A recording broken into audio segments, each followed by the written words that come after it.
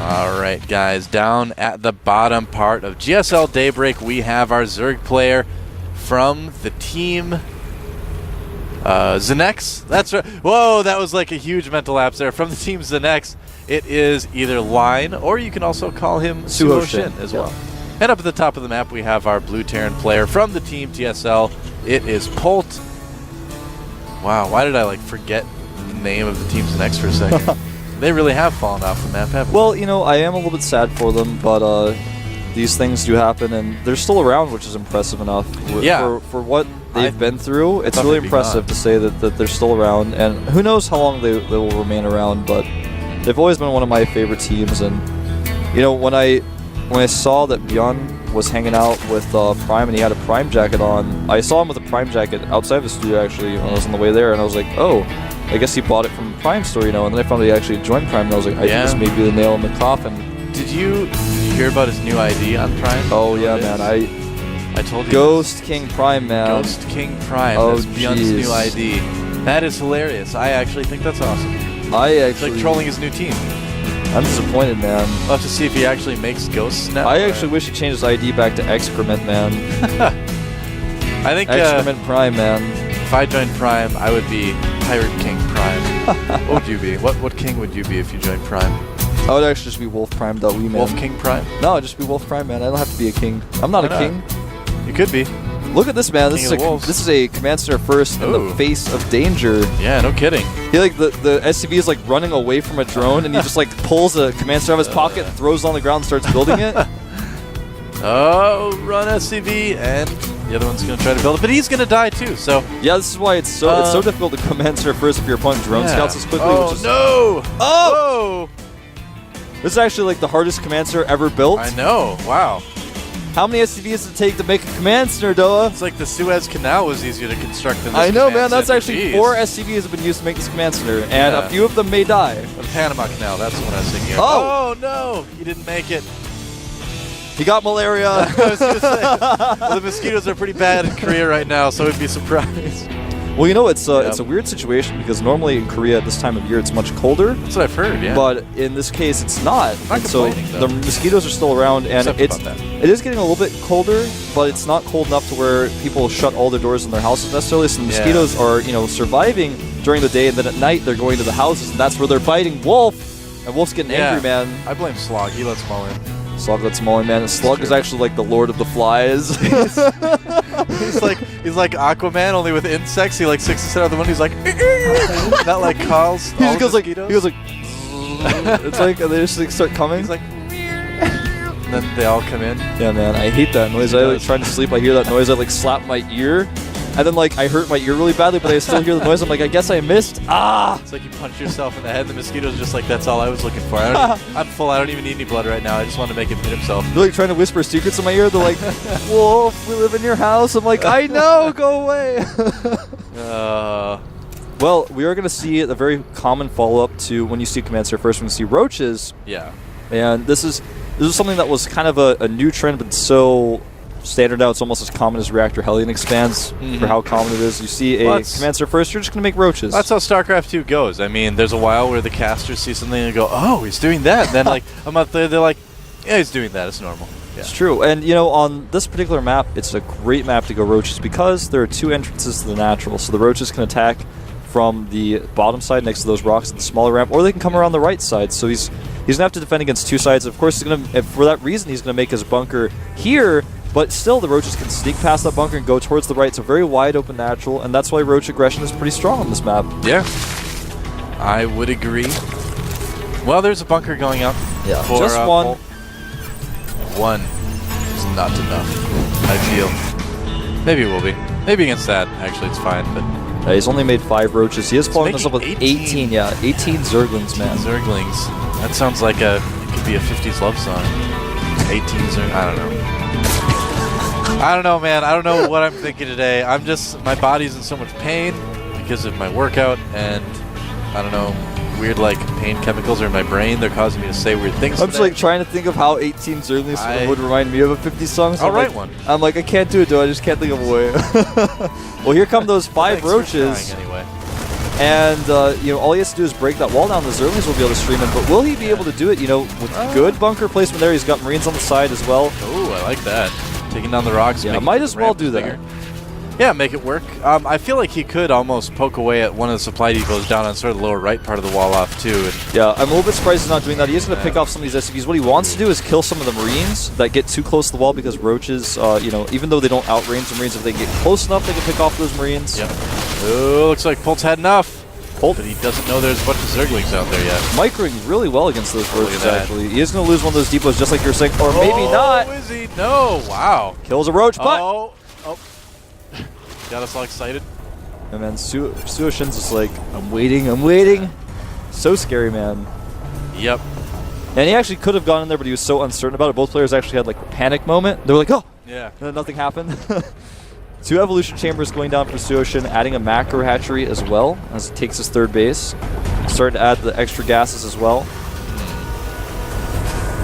Yeah, things seem to be stabilizing a little bit. And Polt is actually appearing to be gearing up for one of his Marine Marauder stim timings that he's been doing a lot again in TVZ lately, and he's been getting pretty good at it. This is one of those things that we saw a lot early in the life of StarCraft 2, but we haven't seen a lot lately. Well, you know who we saw it from in the early life of StarCraft? Who? Polt himself, man. He's right. actually like the originator, the master of these types of builds. I talked to him about the Polt Prime timing attacks too. I'm like, you know, in the early StarCraft 2, a lot of people saw your builds and they called them Polt Prime timing attacks. And he actually seemed a little bit embarrassed about that. He was like, oh. So he knows his strengths and weaknesses. Yeah. But we are going to see him go into that. He's going to follow it up with Marine tank style, of course. But he's just going to put a little bit of pressure on here. This is the timing where he wants to hit his opponent's third base. It's like, it's before the lair. It's that quick Marine Marauder timing. It's like, did you make Banelings or not? Well, how many Zerglings did you make? This is really similar to how he beat Leenock in the first game they played yesterday. He didn't lose units in the map like that, but you know, he did this push, he did a lot of damage with it, and that really gives him a nice advantage, but I don't think it's going to work this time. Well, a really nice flank, but he has so many units, he has stim as well, and, you know, Suoshin is just waiting that stim out, he's going to attack again as soon as it's done, but the Queen's kind of got in the way, so the Zerglings streamed in, and a funnel, and this attack by Polt will definitely trade efficiently for him, and he may even be able to get that hatchery. He's going to kill a lot of Queens here as well. Yeah, killing those Queens is such a nice little bonus with this attack. He killed like 3 or 4 Queens there. Yeah, and he will be cleaned up, but that was a great trade for Polt. Yeah, well, this is almost, well, it's very similar to how his game started against Leenock. Now, the big difference in the Leenock game yesterday is that Leenock built his infestation pit at his natural and lost that right away. And that really set him back. So that didn't happen this time. So Line is actually still perfectly fine, but yeah, he has push. He has made his infestation pit in his main, and of course, when you deal with a style like Polt, you do not make mutas. Do not do that. You make infestors, because if you make mutas, you're actually going to be at a timing where mutas cannot defend against an attack, whereas infestors have that ability. And you know, you have to spend too much gas. And in this case, it does not have Banelings. So I like his choice of going infestors here. It's the smartest choice he could make. He's going to have to deal with another one of these timing attacks, though. And remember, he lost so many units. Polt traded so well there. He has to make a ton of units now. He's not able to drone efficiently. He's got to balance out how much gas he uses because there's an infestor on the way. But guess what? He doesn't have to balance much when he doesn't have Banelings. He's just hoping he can hold off long enough to get those infestors out with just Zerglings. You know, this is interesting. If we look at the production tab, he's following this up with 2 more factories, actually. I wonder if he's going to make some sort of switch into maybe adding on a lot of Hellions, or if he's just going to use it to get his tank count really high, really fast. And switches, yeah, he's probably going to switch over to the tech labs on the barracks and stop making Marauders make tanks. I think he's going to use the tanks exactly because he just was like, well, my factories are really late because I'm Polt and I went for my timing attack. I'm going to make 3 factories though. I'm powering it up now. I have 3 bases. I'll make 3 factories. You can make an armory, probably add a 4th and 5th factory as well as soon as that gas gets up on that 3rd base. And I think it was a really smart choice for him to pull back because guess what? He knew that Lion knew that he might attack, and instead of attacking, he just forced a ton of Zerglings. Look how many Zerglings have been made here. They're going to be virtually useless offensively. You may kill 1 or 2 of these depots. No, just killing an SCV, forcing a stem, but you know what? Those Zerglings are not that useful in this case. Nice, you were going to toss over to me to say something and I yawned right away. Well, I want to say +2, Carapace +2, melee attacks on the way for Suoshin, but not only that, Overlord speed and Overlord drops. That is actually going to be pretty cool. Hive is on the way as well, man. I think we're going to see crackling drops, man, if you will. Or Ultralisk drops. It's even. also entirely possible. I think we have been seeing those a little bit more lately. You know, we did see a lot in StarCraft 1 people drop Zerlings, drop Lurkers, you know, drop Hydralisks even, but, you know, in StarCraft 2 we have not seen Zerling drops very much in this particular matchup. You see it a lot more in TVP, but even so, I mean, ZVP rather, but even so you don't see it even that often. But I think with the Hive timing we're seeing here, I think that maybe what we're seeing, we're not going to see there's no Spire, we're not going to see Broodlords. It could be Ultralisk as well, but against the composition that Polt has, Ultralisk don't really make sense. He started Spire. There it is. All right, so maybe it will be Broodlords. We'll see. We'll see. It's going to be really late if it is, but we'll have to see what his plan is. You can see he's very, very Zergling heavy, but against the composition of his opponent, he has to be so careful with how he engages. He has to use perfect fungals. If he messes up one fight, man, it's going to be over. And what is he going to drop, man? Is he going to drop Lings, yeah. Is he going to drop the Infestors as well? He could actually... Maybe. It's possible, this is a bit of a stretch, it's possible he could bring the Infestors and try to fungal units and try to come up the ramp and kind of catch the units there. I don't know what his plan is here. He's not going to drop right away. He's going to attack here. This is an interesting move for Line. Doing a lot of damage here, but there's so much stuff in the back. Yeah, he actually set up a perfect drop. He's like, all right, well, you have this huge, massive army where you've got supply depots and siege tanks backed up here, and I'm going to get drops, and I'm going to go behind and go into your main base where you don't have a lot of units. And he's like, well, nah, forget it. I'm just going to attack where you're entrenched. A big part of it, I think, is that he wanted to draw Polt's forces out of position, and he's really doing that right now. Look at that. Polt trying to catch that drop. He is going to be able to force a cancel here, but this drop could do a lot of damage because Polt's army is in the middle of the map right now. Yeah, and he actually will be able to fungal and he needs to try to come up the ramp if he wants to. Boy, he needs to drop those units out right now. The Infestors look funny when they drop out of Ultralisks or Ultralords. Yeah, he's going to try to fungal the units coming up the ramp here. He's also got a really nice concave with his Infested Terrans here, but even so, there's just so many units. And Infested Terrans do not do well against very upgraded Marines. That was weird, man. That was very strangely executed. Yeah, I think Polt might actually just kill him here. That's certainly possible.